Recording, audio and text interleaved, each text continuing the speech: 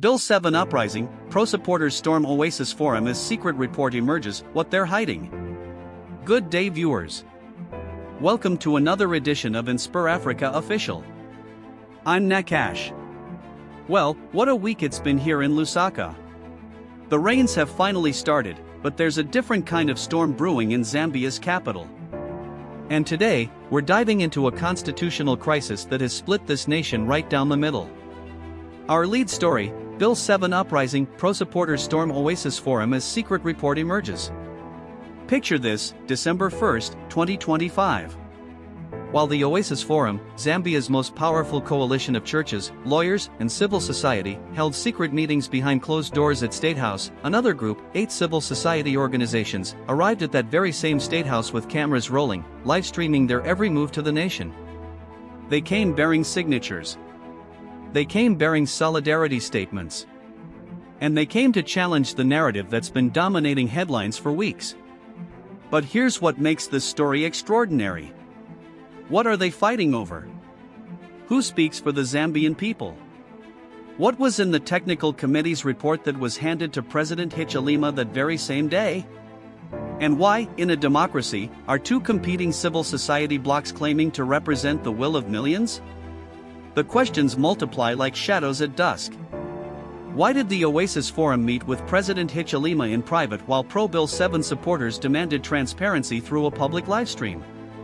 What secrets emerged from that technical committee report that is churches wearing black, opposition politicians crying foul, and government supporters celebrating victory? And most critically, what's really in Bill 7 that has turned constitution making into a battlefield? Behind closed doors, allegations swirl. Leaked documents. Secret delimitation reports. Whispers of K600,000 monthly payments to MPs, claims that Bill 7 will create a one-party state. Counterclaims that it will bring equity and representation to historically marginalized regions. So what happens when the process meant to unite a nation instead tears it apart? What happens when those who claim to speak for the people cannot agree on which people they represent? And what happens when a constitution, meant to be the supreme law of the land, becomes a weapon in the hands of competing interests? Let's find out. Stay tuned for a clear, factual, documentary-style breakdown of one of Zambia's most important political battles. Factual foundation, background and timeline. The revelation came to light on November 10, 2025, when the Oasis Forum, a powerful consortium comprising the Council of Churches in Zambia, the Evangelical Fellowship of Zambia, the Law Association of Zambia, the Non-Governmental Gender Organizations Coordinating Council, and the Zambia Conference of Catholic Bishops, notified the Zambian police of their intention to march. The target? State House. The reason? Bill 7. But to understand what happened, we need to go back to April 1, 2025. That's when citizens filed constitutional petition number 2025/CCZ/009, arguing that the government had tried to amend the constitution without proper public consultation. The Constitutional Court agreed. They declared the initiation of Bill 7 unconstitutional and therefore a nullity. You'd think that would be the end of it. But it wasn't. On October 7, 2025, President Hakainde Hichilema announced the appointment of a technical committee. This committee, he said, would consult the people, travel to all 10 provinces, and draft proper constitutional amendments. The Oasis Forum initially called this a positive step. But things deteriorated quickly. On October 17, the Oasis Forum issued a statement declaring that Bill 7 is dead and demanding that the government formally withdraw it from Parliament. They accused the government of trying to resurrect an illegitimate process. The government disagreed. Throughout November, the technical committee traveled across Zambia, holding consultations in provincial centers. According to government sources, thousands of citizens made submissions.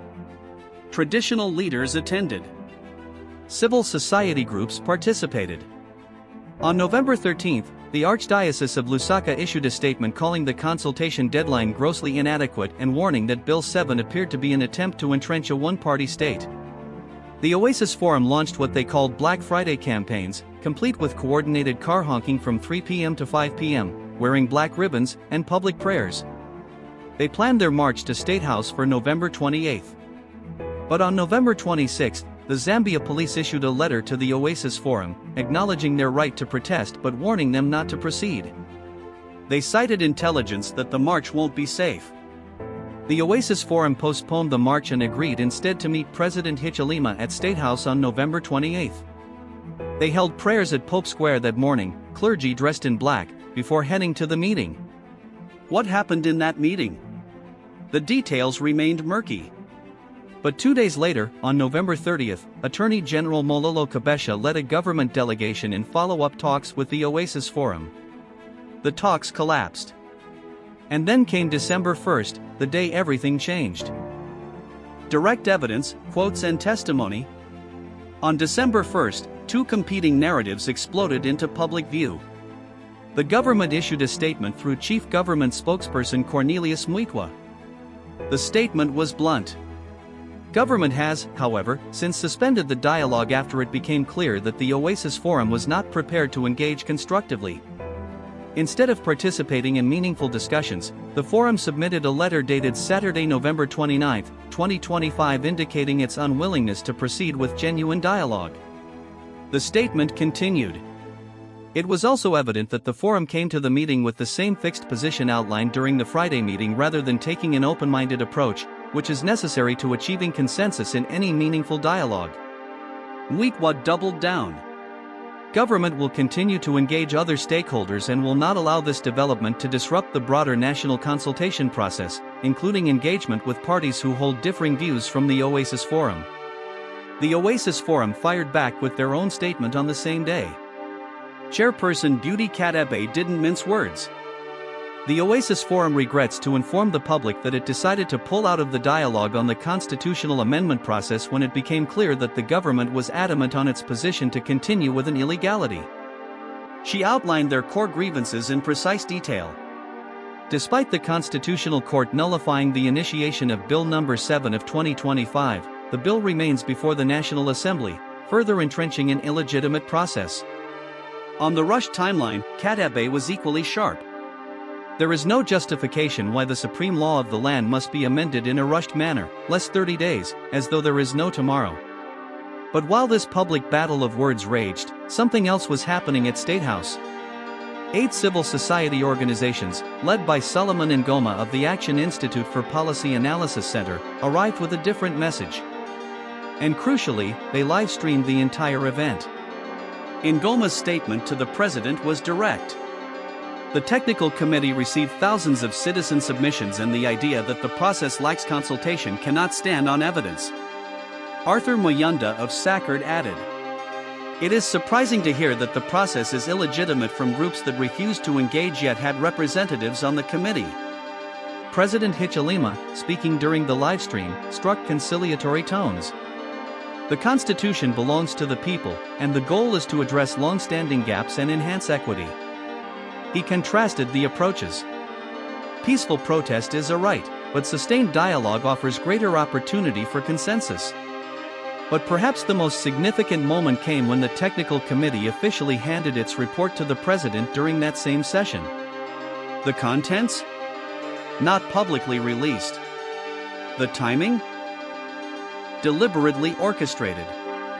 In the days leading up to this showdown, other voices had weighed in.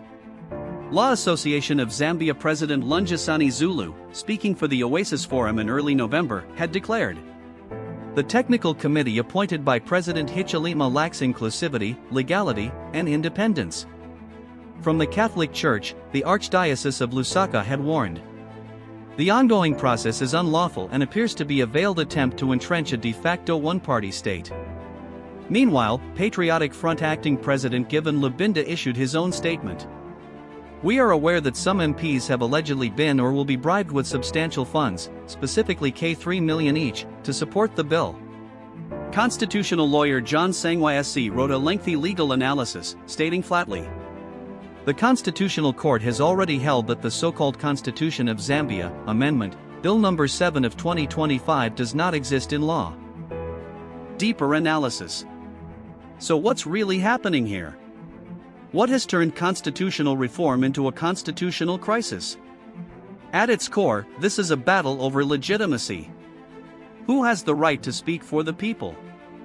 The Oasis Forum, representing established churches and professional bodies? Or the consortium of 8 CSOs claiming to represent grassroots voices? The Oasis Forum's argument rests on legal procedure. They point to the Constitutional Court's April ruling that nullified Bill 7's initiation. They argue that any process building on that nullified bill is fundamentally illegitimate. As Kat Ebe emphasized, Bill 7 remains before the National Assembly despite being declared unconstitutional, which entrenches an illegal and illegitimate constitutional amendment process. But there's a deeper concern. Critics allege that Bill 7 is designed to reshape Zambia's political geography in ways that benefit the ruling UPND party. The key issue? Delimitation. The bill proposes increasing National Assembly seats from 156 to 211, adding 55 new constituencies. But here's the controversy: the delimitation report, which shows exactly where those 55 seats will be located, remains secret. Critics charge that these seats will disproportionately benefit UPND strongholds in southern, western, and northwestern provinces, creating what they call a state within a state with power held by 3 regions. As one analyst put it in an open letter to the technical committee, a leaked UPND strategic document reportedly outlines how Bill 7 is key to the party's plan to maintain power beyond 10 years, potentially until 2090. The letter continued with explosive allegations. It is alleged that there exists a secret document in which the president, through the UPND party structure, has promised payments of K600,000 per month to all current UPND members of parliament for campaign purposes, with explicit instructions that Bill 7 must pass. The government flatly denies these allegations. They argue that the reforms address long-standing gaps in representation and that provinces like Lusaka, Copperbelt, and Eastern, despite having the highest populations, have comparatively fewer constituencies. From their perspective, the Oasis Forum represents elite activism disconnected from ordinary Zambians who participated in provincial consultations. The church dimension adds another layer of complexity. While the Catholic-dominated Oasis Forum held prayers in black, other church groups, particularly Adventist clergy, publicly endorsed the reform process. Their argument, as highlighted by state media, no church is more Zambian than another. This theological counterweight has reshaped the narrative, transforming what appeared to be unified church opposition into a denominational divide. The timing question looms large. Why rush constitutional amendments less than 10 months before the 2026 general elections? The Oasis Forum argues this timeline compromises inclusivity and national consensus and diverts attention from pressing issues like the cost of living, water shortages, and employment. Pro-Bill 7 supporters counter that the reforms have been discussed for years through multiple constitutional review commissions and that implementing changes now will improve the electoral process itself. Legal experts remain divided. John Sangwayasi argues that until the technical committee completes its work and until a fresh bill is published in the Gazette in compliance with Article 79, there is nothing before the nation to debate. Others question whether the technical committee has legal standing under the Inquiries Act, with one analyst writing, "Without a gazetted commission and defined terms of reference, the technical committee on Bill 7 operates without legal authority." The December 1st showdown crystallized these competing narratives. The Oasis Forum's closed-door meeting versus the Pro-Bill 7 livestream became a metaphor for the entire debate. As one observer noted, why was one process visible and the other concealed? The optics now matter as much as the substance. What's become clear is that Zambia faces competing legitimacy claims, one rooted in established institutional authority, legal procedure, and church backing, the other in grassroots participation, provincial consultations, and government support. Well, viewers, there you have it. The Bill 7 Uprising, a constitutional crisis that split Zambia between competing visions of legitimacy, representation, and the rule of law. As I've shown you today, this isn't just about legal procedures or parliamentary seats. This is about who controls the future of Zambian democracy. It's about whether the constitution serves all regions equally or entrenches regional dominance. It's about whether civil society speaks with one voice or many. And ultimately, it's about whether Zambians can trust their leaders to follow constitutional procedures even when it's politically inconvenient. The technical committee's report now sits on President Hichilema's desk. Parliament will reconvene soon. The Oasis Forum has promised a nationwide campaign against Bill 7. Pro-Bill 7 supporters have threatened counter-protests. And somewhere in the background, that secret delimitation report remains hidden from public view. What happens next? That depends on you, the Zambian people. I want to hear from you in the comments below. Do you support Bill 7's reforms? Do you trust the technical committee's consultation process? Or do you stand with the Oasis Forum's demand that the bill be withdrawn and the process restarted? Drop your thoughts, your concerns, your questions in the comments. Let's have this conversation that our leaders seem unable to have with each other. Thank you for watching InspirAfrica Official. We'll be tracking this story closely as it develops, and we'll bring you updates as soon as they break. This is far from over. Until tomorrow, take care of yourselves and each other. This is Nakash, signing off.